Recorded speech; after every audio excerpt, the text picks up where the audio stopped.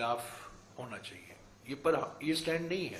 19 दिसंबर 2023 को जब इंडिया जनबंधन की बैठक हुई नई दिल्ली में, इस पर बात हुई और सभी ने ये कहा कि हमें ये नहीं कहना चाहिए कि हम ईवीएम के खिलाफ है, इलेक्ट्रॉनिक वोटिंग मशीन के खिलाफ है, हम इलेक्ट्रॉनिक वोटिंग मैनिपुलेशन के खिलाफ है। ईवीएम के तो बड़ी भाषाएं हो सकती है। ईवीएम इलेक्ट्रॉनिक वोटिंग मशीन हो सकता है और ईवीएम इलेक्ट्रॉनिक वोटिंग मैनिपुलेशन भी हो सकता है। मैनिपुलेशन के खिलाफ है और कई ऐसे मिसाल, कई लोगों का अनुभव है, कई अलग अलग पार्टियों के नेताओं से अगर आप बात करेंगे, वो ही कह रहे हैं कि ये मैनिपुलेशन का खतरा है और मैनिपुलेशन किया गया है।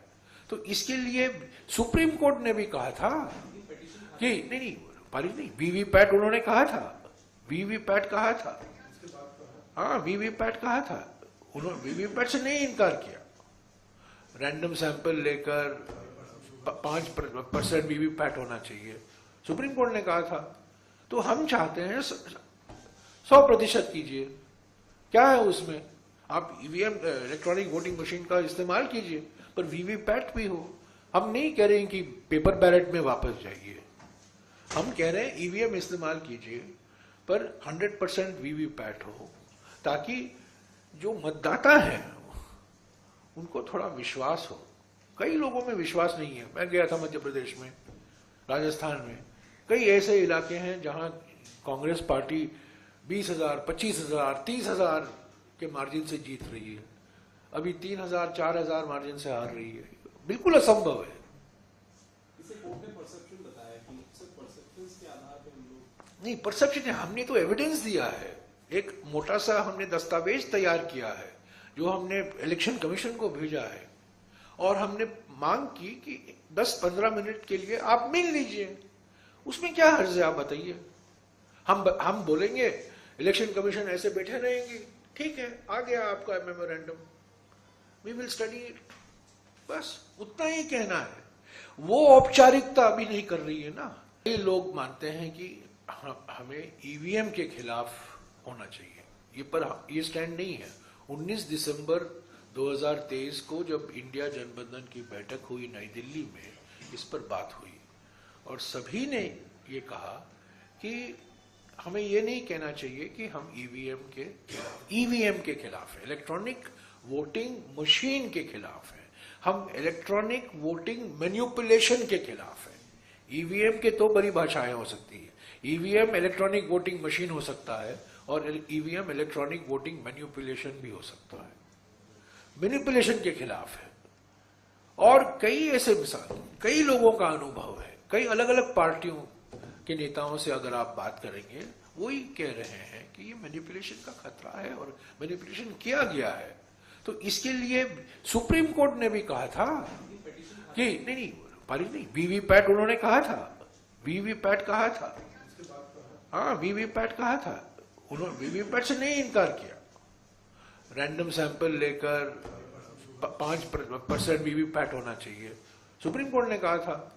तो हम चाहते हैं 100% कीजिए, क्या है उसमें, आप ईवीएम इलेक्ट्रॉनिक वोटिंग मशीन का इस्तेमाल कीजिए, पर वीवीपैट भी हो।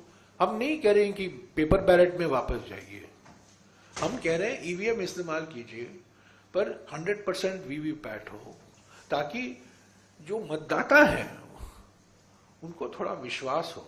कई लोगों में विश्वास नहीं है। मैं गया था मध्य प्रदेश में, राजस्थान में, कई ऐसे इलाके हैं जहां कांग्रेस पार्टी 20,000, 25,000, 30,000 के मार्जिन से जीत रही है, अभी 3,000, 4,000 मार्जिन से हार रही है।